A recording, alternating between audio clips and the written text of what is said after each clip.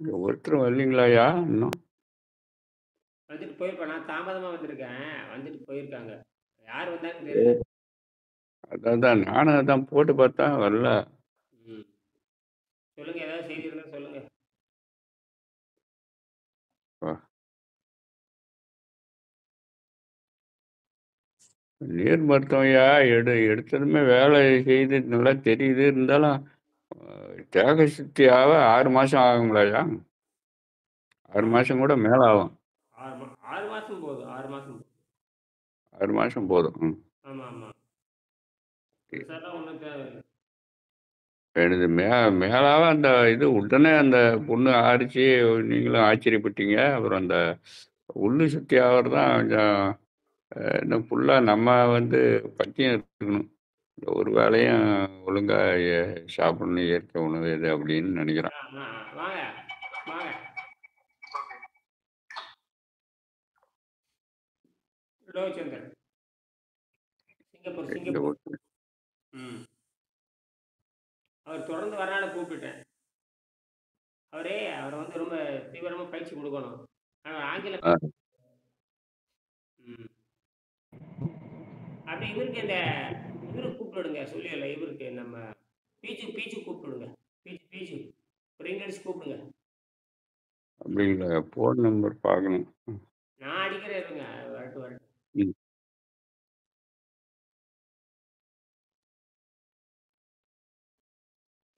ஆ சொல்லிர்லாம். இந்த ஆங்கிலத்தில கேள்வி கேட்டு, அத ஆ நீங்க 2 பேர் இருக்கிறீங்க. ஆங்கிலத்தில பேசக்கூடியவங்க இருக்கீங்க. நீங்க ஆங்கிலத்தில கேள்வி உங்களுக்கு பயிற்சி குடுத்துரலாம் உங்களுக்கு. யாருக்கு இயருக்கு பயிற்சி குடுத்துரலாம்.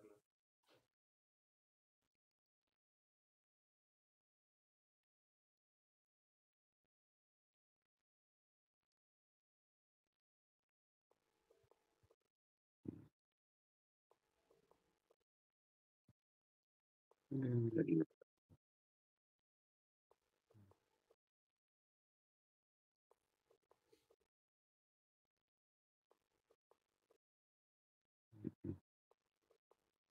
தகவல் குடுத்தீங்களா? நானா எங்க இல்ல இன்னும் வரல. இங்க வந்தாரு போயிடுச்சு.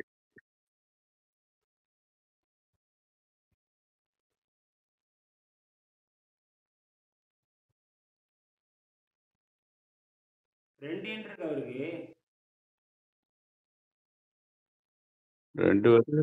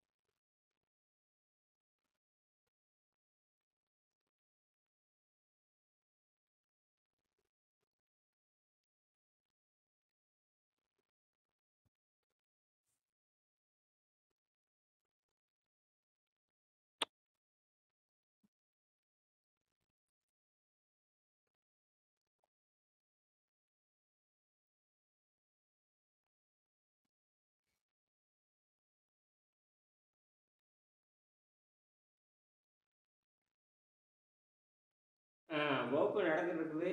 காலை வகுப்பு 6 மணி வகுப்பு. வரவங்க வரலாம்.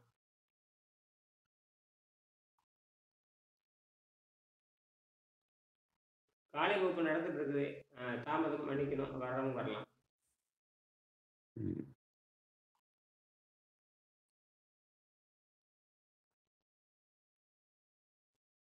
சரி. ஆ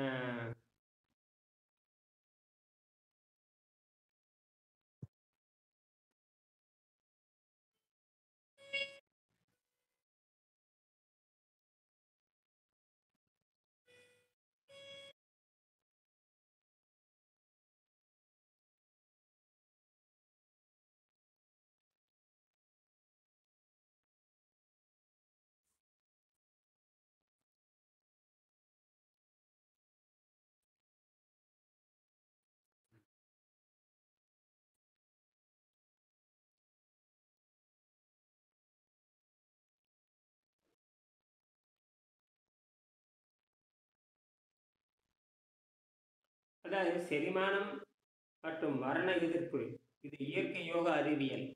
செரிமானத்தை பற்றியும் திருட வச்ச அந்த பசி என்பது இயற்கையாக ஏற்பட வேண்டியதா? சொல்லுங்க.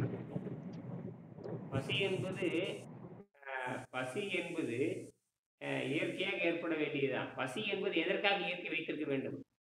பசி என்பது இதுக்கு வரைக்கும் எவனும் பதில் சொல்லல. பசி கிட்ட சக்தி யுக்தின்னு புடலங்காய் பேசிட்டு இருக்கிறாங்க. பசி என்பது அது மரண நோய். அது இவன் சக்திக்காக உண்டாக்குறது தப்பா சொல்லி கொடுத்துருக்காங்க. இது அடிப்படையில் தப்பானது. பசி என்பது மரணத்தை உண்டாக்குவதற்காக உண்டாக்கப்பட்ட நோய். நாம் என்ன சொல்லணும் கேட்டீங்கன்னா, நாம கண்டுபிடிச்சது, சித்தர்கள் கண்டுபிடிச்சது வந்து பசி என்பது வாதம் என்கிற மரண நோயும், பித்தை என்கிற மரண நோயும், சரி என்கிற மரண நோய் உண்டாக்கிருக்கு.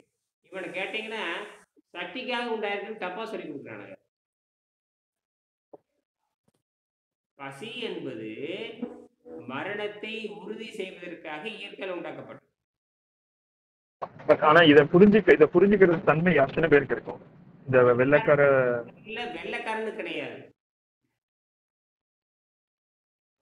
என்ன சொல்றான்னு கேட்டீங்கன்னா, உனக்கு பசி இருக்கான்னு கேட்கிறான். அறிவுபட்ட முண்டமே. பசிங்கிறது வாதம் என்கிற பித்த நோயும், சளி என்கிற மரண நோயும் உண்டாகக்கூடியது. பசி என்பது மரணத்தை உண்டாக்குற நோய். அது அந்த பசியை வந்து குழந்தையா இருக்கிறப்போ உற்பத்தி ஆகும். இறப்பில தான் அந்த பசி என்பது இறப்பில் உற்பத்தி ஆகிறது. அந்த உற்பத்தியான விஷத்தை கீழே இழுத்து விடுவதற்கு கனி சாப்பிட்டு பாருங்க, கீழே போயிடும். இந்த இடத்துல நீங்க புரிஞ்சுக்கணும். குழந்தை ஏன் பசிக்காத குழந்தை சாப்பிடுது? அதுக்கு வந்து சாதாரண அந்த தாய்ப்பாலை குடிக்கிறான், அது போயிட்டு இருக்குது. அதுக்கப்புறம் அவன் 1.5 வயசுக்கு அப்புறம் வந்து பழங்களை வளர்க்கணும், பழங்களை தான் வளர்த்தணும்.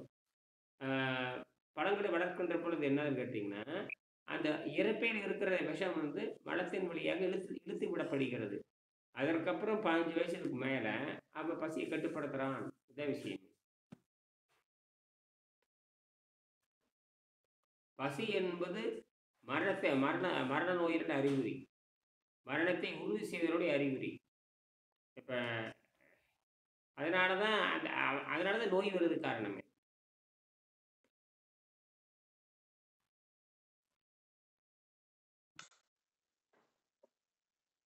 நான் பேசுறது புரியுதுன்னு நினைக்கிறேன்.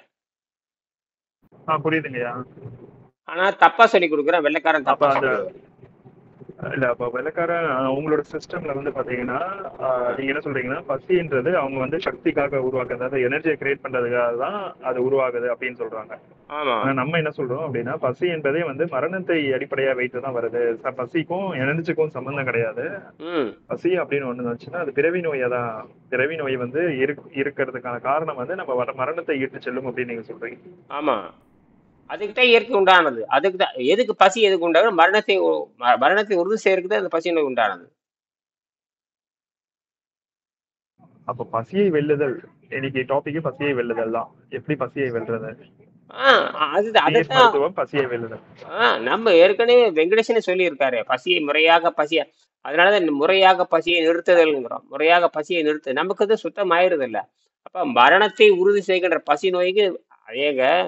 அவ என்ன சொல்றான்னு கேட்டீங்கன்னா, அந்த பசிக்கு வந்து வெவ்வேறு பேர் வச்சிருக்கான். அவன் வெவ்வேறு பேர் வச்சிருக்கான். கேஸ்ட்ரிக் ஜூஸ்ன்னு வச்சிருக்கான், அப்புறம் வந்து டைஜஸ்டிவ் ஜூஸ்ன்னு வச்சிருக்கிறான், அப்புறம் ஃப்ரீ ரேடிக்கல் ஜூஸ். என்னது ஃப்ரீ ரேடிக்கல் ஜூஸ்? அதுக்கு என்ன அர்த்தம் தெரியுமா?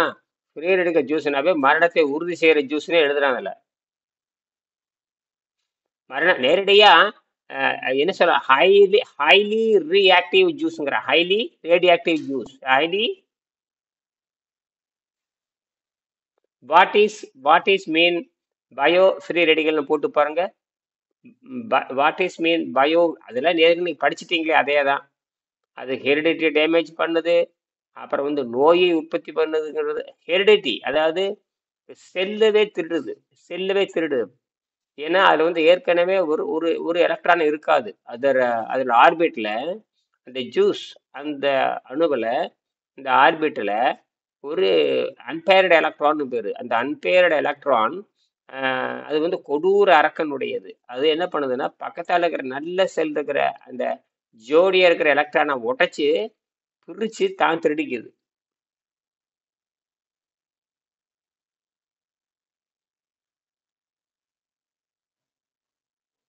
நீங்க பேசுறது கேட்கல.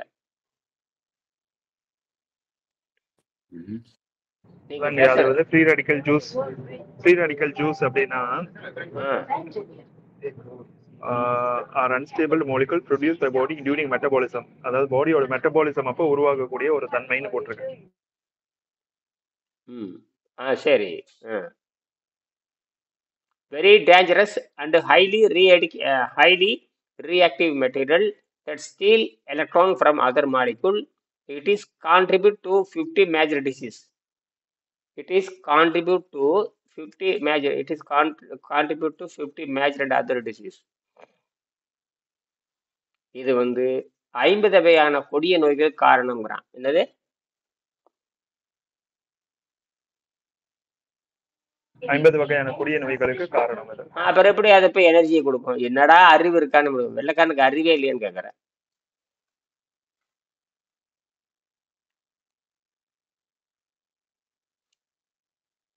அது எனர்ஜி கிரியேட்டுங்கிறிய, எனர்ஜிக்கும் பசிக்கு என்னடா சம்பந்தம்? இவனுக்கு என்னடா அறிவு இருக்குன்னு நான் கேட்கறேன். சித்தருக்கு தெளிவா எங்க வயிற்றுல சுரக்குற ஜீட நீர் வந்து they can damage cells போட்டிருக்கு. contributing to aging and various health problems போட்டிருக்கு. நிறைய இருக்கு. நீங்க நிறைய இருக்கு, தனிப்பட்ட முறையில் நிறைய இருக்கு, படிச்சு பாருங்க. சரி, அப்படி இருக்கிறப்போ அது எப்படி எனர்ஜி கிரியேட் பண்ணும்?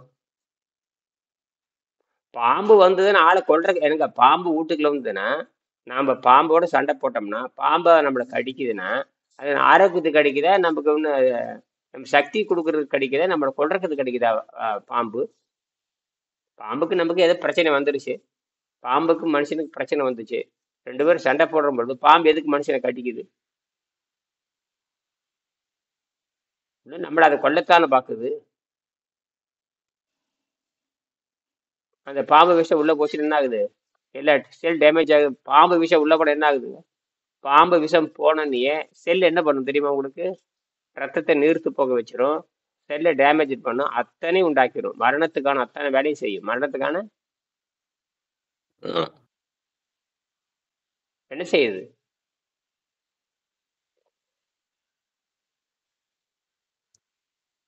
அத்தனை மரணத்துக்கான அனைத்து வேலைகளும் அது செய்யுது. ஆமா, அன்னைக்கு கூட ஒரு வாட்டி பாம்பு விஷயத்தை பத்தி நம்ம பேசணும் ஒரு வாட்டி கிளாஸ்ல. ஆமா, அது வந்து அது வேற எதுவுமே கிடையாது. அது வந்து பாம்பு விஷயம்ன்றது வேற எதுவுமே கிடையாது. அது வந்து அதுவும் ஒரு விதமான புரோட்டீன் தான் அதுன்னு சொன்னீங்க. அதாவது கண்டென்ஸ்டு ஃபார்ம் ஆஃப் புரோட்டீன் அப்படின்னு. Highly protein, highly protein. that is undigesting for the body. ஆமா, உடம்பு வந்து அதை டைஜஸ்ட் பண்ணாது. எதை பண்ணாது? பாம்பு விஷத்தை இந்த மனித உடல் ஜீரணம் செய்யாது. பாம்பு விஷத்தை உடனடியாக கொல்லக்கூடிய அந்த பாம்பு விஷத்தை இந்த உடலானது எதிர்த்து போராடுவதில்லை, எதிர்ப்பு சக்தி இல்லை என்று பொருள். அப்படின்னா என்ன? எதிர்ப்பு சக்தி இல்லைனாவே அது சீரணம் பண்ணாதுன்னு அர்த்தம். பாம்பு விஷம் உடலுக்குள்ளார போயிடுச்சுன்னு சொன்னா ரத்தம் கம்ப்ளீட் சடனா உறைஞ்சு போயிடுமாங்கய்யா. பல்வேறு வகையில அது உண்மைதான். அது அப்படியும் சொல்லலாம், உறைஞ்சு போகும்னு சொல்லலாம், ரத்தத்தை நீர்த்து போகும்னு சொல்லலாம், எப்படி வேணா சொல்லலாம். கெட்டியாகுதுன்னு சொல்லலாம், அல்லது ரத்தத்தை நீர்த்து போகுது வச்சுன்னு சொல்லலாம். எப்படி சொன்னாலும் அது கரெக்ட் தான். அதனால வந்து உயிர் போயிடுது அப்படிங்கணும். அதுதான், சில பாம்பு விஷம் வந்து ரத்தத்தை நீர்த்து போக வச்சு, தண்ணி மாதிரி லொலலொலன்னு நீர்த்து போக வச்சிரு. சில பாம்புகள் வந்து கெட்டி பண்ணிடு. எப்படி பார்த்தாலும் மரணம் உறுதி.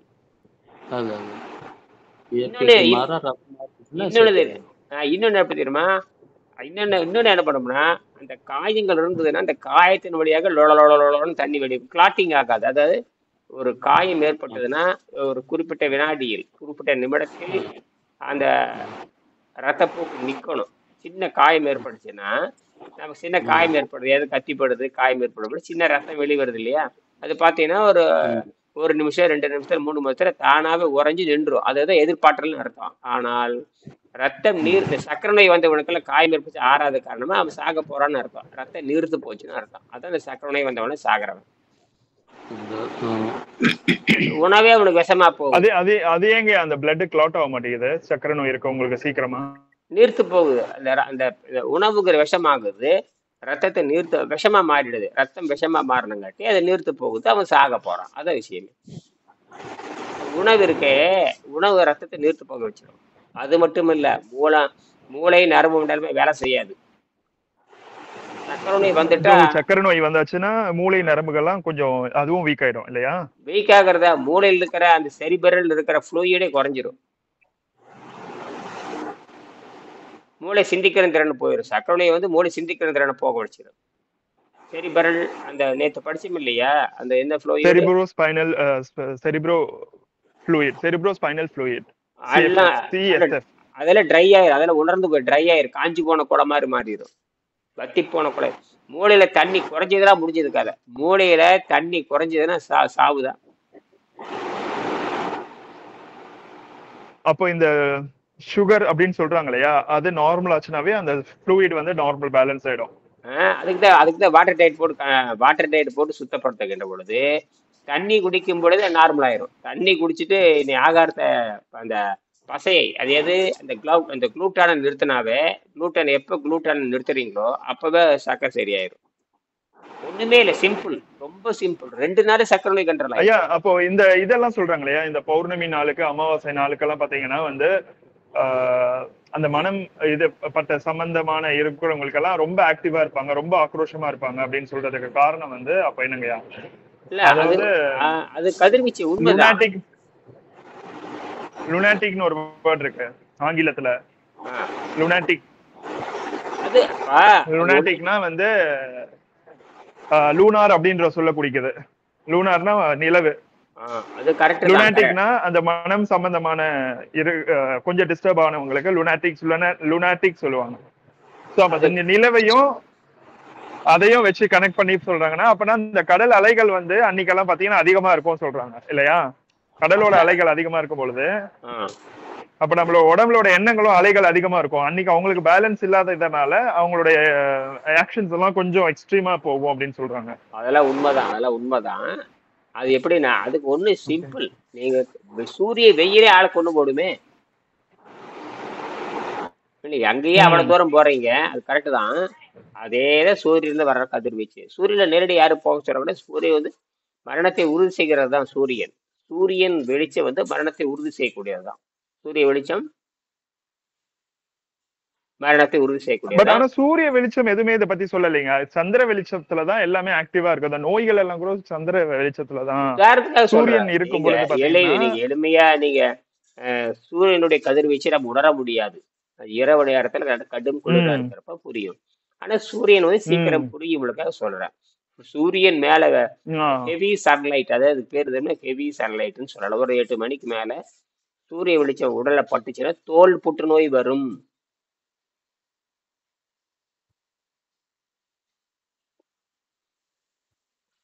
சூரியன் வந்து ஆபத்தானது. டைரக்ட் சன்லைட்னு சொல்றோம் இல்லையா, வெரி வெரி டேஞ்சரஸ். அது மனிதனை கொலை செய்யும். கடுமையான ஹைலி ரியாக்டிவ். நீங்க சொல்லக்கூடிய 7 வகையான ரே வந்து மேல அடிக்கும். 7 வகையான, அது காமா ரேவில் இருந்து சாதாரண நிலைகளை ரேடியோ வரைக்கும். காமா ரே தான் டாப்பு. அதுல இருந்து எக்ஸ்ரே வரும், காமா ரே வரும், எக்ஸ்ரே வரும், அப்புறம் இன்ஃப்ரா ரெட் வரும், அப்புறம் வெப்ஜிஆர் 7 நிறம் வரும், அப்புறம் எலக்ட்ரோ மேக்னெட் வேவ் வரும், மைக்ரோவேவ் வேவ் வரும், அப்புறம் ரேடியோ வேவ். மொத்தம் 7 வேவ் இருக்குன்னு சொல்றாங்க. எல்லாமே சூரியன்ல இருந்து வருது. ஆளை கொள்றதுக்குன்னே வருது. எதை கொள்றதுக்கு?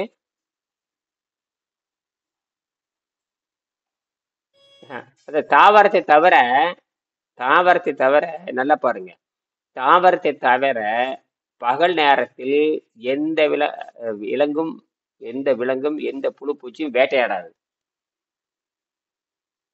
ஏன்னா சூரியனை கண்டு அத்தனைக்கும் பயம். சூரியனை கண்டு எல்லா புழு பூச்சியும் தலைக்கு அடியில போய் படுத்துக்கும். எல்லா புழு பூச்சி எங்க போய் படுத்துக்கும்? இந்த தலை இருக்குல்ல, தலை தலை செடி இலை இதுக்கு அடியில தான் படுத்து தூங்கும். நேரடியா சூரியனோட இருக்காது. யாரும் நேரடியா சூரியனோட தொடர்பு வச்சுக்க மாட்டாங்க. மரமண்டைகளும் பைத்தியங்களை தான் சூரியனோட தொடர்பு வச்சுக்குவாங்க சாப்பிட்றதுக்காக. இயற்கையா நடக்கிறது. இல்லைங்க, அப்ப அந்த சன் பாத் சொல்றதெல்லாம் அந்த 12 மணிக்கு 1 மணிக்கு போய் இதுல அந்த சூரிய ஒளியில போய் படுத்துக்கிறதெல்லாம் தப்பா அப்போ? அதான் அவன புற்றுநோய்க்காரன் பண்றது. ஏதோ சித்த நேரம் இருக்கிறது, அதுக்காக அவங்க வருஷ கணக்கா வெயிலே கிடையாதுன்னு சொல்ல மாட்டேன். சும்மா அப்ப 2 அந்த நிமிஷம் சன் கேசிங் பண்றாங்களே, சன் கேசிங் பண்ணி அவர் இது பண்ணார் இல்லையா, அப்போ அதெல்லாம் அவர் எந்த காலையில நேரத்துல அதெல்லாம் அந்த சன் காலையில கேசிங்? அதெல்லாம் காலையில 6 மணிக்கு 1 நிமிஷம். காலையில 6 மணிக்கு இளங்காலை நேரத்துல 5:45 6 மணிக்கு 2 நிமிஷம். சாயங்காலம் வந்து சாயறப்போ அது 1 நிமிஷம் 2 நிமிஷம். சூரிய வழிபாடு கூட இந்த காலையில அதிகாலையில இளங்காலை நேரத்துல 1 நிமிஷம் சூரிய வழிபாடு. அதே மாதிரி மாலையில இந்த இளங்காலை இளம் மாலை நேரத்துல ஒரு 2 நிமிஷம் சூரிய வழிபாடு. அதோட முடிஞ்சு போச்சு. அதுக்கு பேரு இறங்கு வெயில் அப்படிம்பாங்க. என்ன வெயில்? இறங்கு வெயில். ரைசிங் செட்டிங் பாங்க இல்லையா, இந்த உதய நேரம் மறையும் நேரத்துல தான் அது பண்ணணும். எல்லாமே தப்பு தான் ஐயா. அது மட்டுமல்ல, வள்ளுவரே சொல்லுவாரு, சூரியன் என்பது எல்லா உயிர்களையும் சாகடிப்பதை போல. பொய் பேசுறவனுக்கு வந்து அந்த அறமே சாகடிக்குன்னு எழுதுவார். என்னது? எல்லா உயிர்களையும் எதை வருது? எல்லா உயிர்களும் சூரியன். இந்த வெப்பம் வந்து எல்லா உயிர்களையும் சாகடிக்கும். சூரியன்ல கடந்துட்டு இருக்குது அத்தனை செத்து போயிரு. சிங்கம் புலியாருல கூட சூரியன்ல படுக்காது. எல்லாம் மரத்துக்கு. ஏன் எல்லாம் மரத்துக்கடியில ஓடுறீங்க எல்லாருமே? இரவு நேரத்துல வேட்டையாடும், இளங்காலை நேரத்துல வேட்டையாடும். இதெல்லாம் பகல் நேரத்துல வேட்டையாடுறது எதுவுமே கிடையாது. இந்த மானகட்ட மனிதன் மட்டும்தான் பகல் நேரத்துல தின்னுட்டு இருக்கிறான்.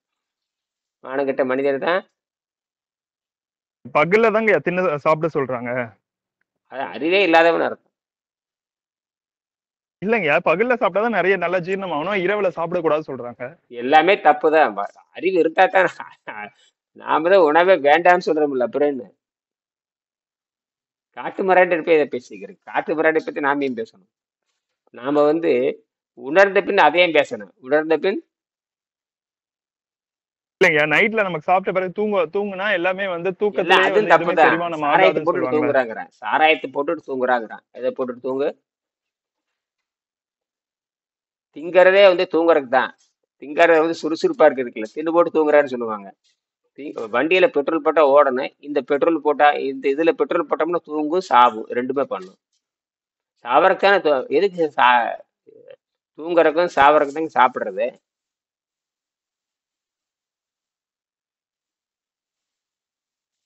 எல்லாமே மரநட்டி தான். எல்லாமே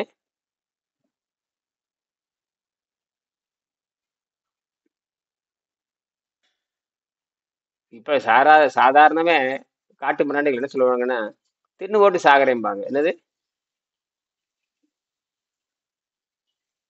தின்னு போட்டு சாகரேன். அப்படிதாங்க கேசவன், அப்படிதான் கேசவன் சொல்றாங்க. நல்லா தின்னுட்டு சாகும் தான். சரி, இன்னொன்னு அவன் சொல்றது கரெக்டு தான். ஆனா இன்னொரு வார்த்தையை அவன் சேர்த்தணும். அதாவது இருக்கிற வரைக்கும் இருப்பேன், தின்னு போட்டு சாவாங்க. இந்த பன்னிக்குட்டிகள் பேசுறது 99 பன்னிக்குட்டி அப்படிதான் பேசுவாங்க. ஆனால் என்ன தெரியுமா சொல்லணும்? தின்னுட்டு நோய் வந்து சாகரேன்னு சொல்லணும். என்னது? நோய் வந்து அதையும் சேர்த்த மாட்டேங்கிற. அப்படியே தின்றதுக்கு அப்புறம் சட்டையை கழட்டி வச்ச மாதிரி சாவு வருமா? சரி, சாவை யாராவது ஏத்துக்கிறாங்களா? முதல்ல சாவை யாராவது ஏத்துக்கிறீங்களா? முதல்ல சாவை யாராவது ஏத்துக்கிறீங்களா? சாவறேங்க, ரைட்டு, தின்னு போட்டு சாவறீங்க. அப்புறம் என்ன சாவை வந்து அழுகுறீங்க? ஏங்க சாவை வந்து அழுகுறீங்க? நீ தானே சொன்ன தின்னு போட்டு சாவறேன்னு சொல்ல. எல்லாரும் 100க்கு 100 பேர் என்னையும் சேர்த்திங்க. நானும் தின்னு போட்டு சாவறேன்னு சொல்றேன். அப்புறம் சாவு வந்து அப்புறம் ஏன் அழுகுறீங்க? என் வீட்டுக்காரையும் சொல்றா, நான் இருக்கிற வரைக்கும் இருப்பேன், தின்னு போட்டு போறேன் அப்படின்பா. சரி, அப்படியே அழுகுறீங்க. எதுக்கால கொடுக்குறேன்னு சொல்றான், நான் தின்னு வரைக்கும் இருப்பேன், தின்னு போட்டு சாவிங்கிறேன். அப்புறம் ஏன்டா அழுகுறீங்க? அப்போ நோய் வந்து சாகறேன் அப்படிங்கறத கரெக்ட். இது வந்து வாயை கட்டலாம். அப்ப வாயை கட்டலாம் நோயை கட்டலாம்னா என்ன அர்த்தம்? வாயை கட்டினால் நோயை கட்டலாம், அதுக்கு என்ன அர்த்தம்?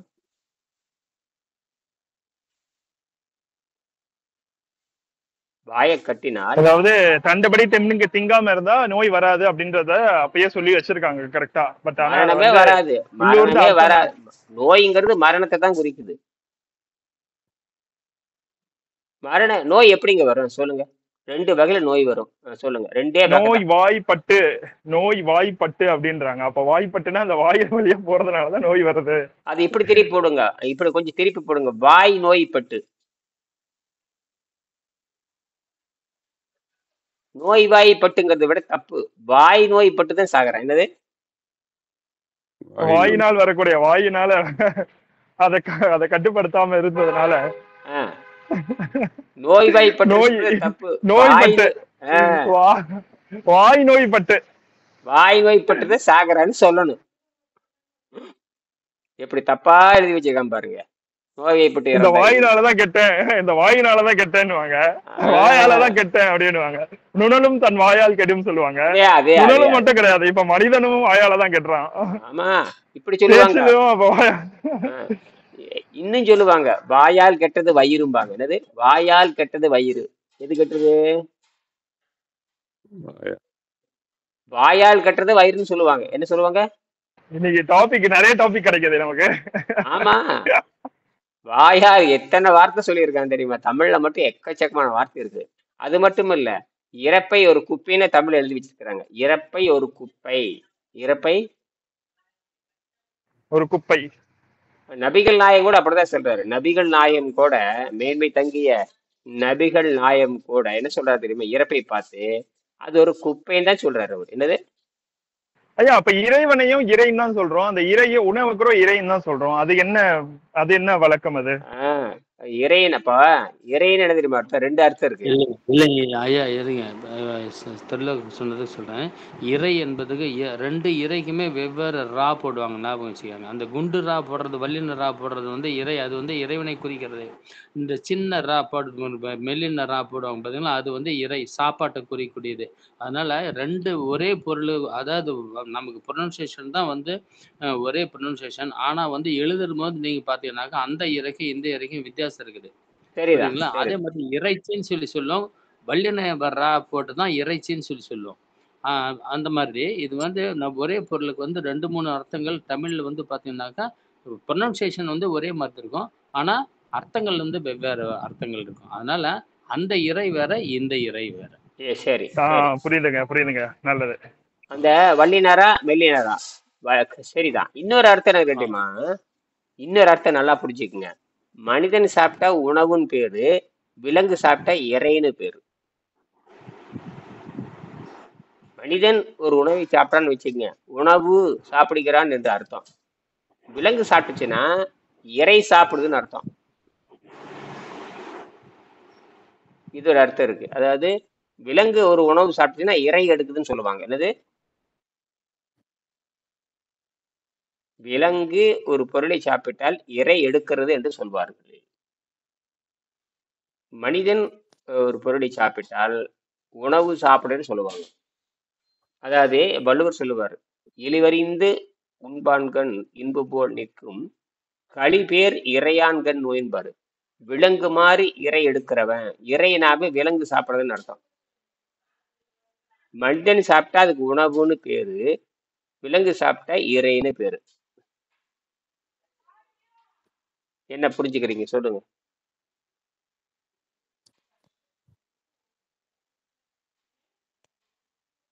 அதாவது மனிதன் வந்து ஏன் அவனுக்கு நாகரிகமாக பெயர் வைக்கப்பட்டதுனால வந்து அவன் உணவுன்னு வச்சிருக்காங்களா அப்படின்னு கேட்கறது.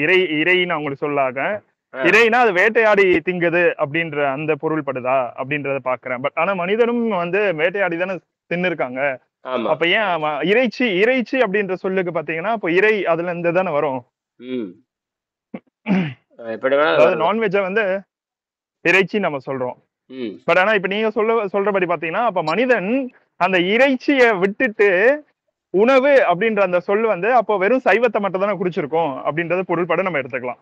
இப்படி வேணா எடுத்துக்கலாம். கொஞ்சம் மேன்மைப்படுத்துறதுக்காக, இவை விலங்குல இருந்து கொஞ்சம் மாறுபட்டு இருக்கிறான் என்பதற்காக, கொஞ்சம் மேன்மைப்பட்டு இருக்கிறதுக்காக கொஞ்சம் நாகரிகமா அது சொல்லியிருக்காங்க. திருவள்ளுவர் பயன்படுத்துறாரு இல்லையா? திருவள்ளுவர் பயன்படுத்துவார் இல்லையா? அந்த இறைச்சி மனிதனுக்காக படைக்கப்பட்டது இல்லைங்க.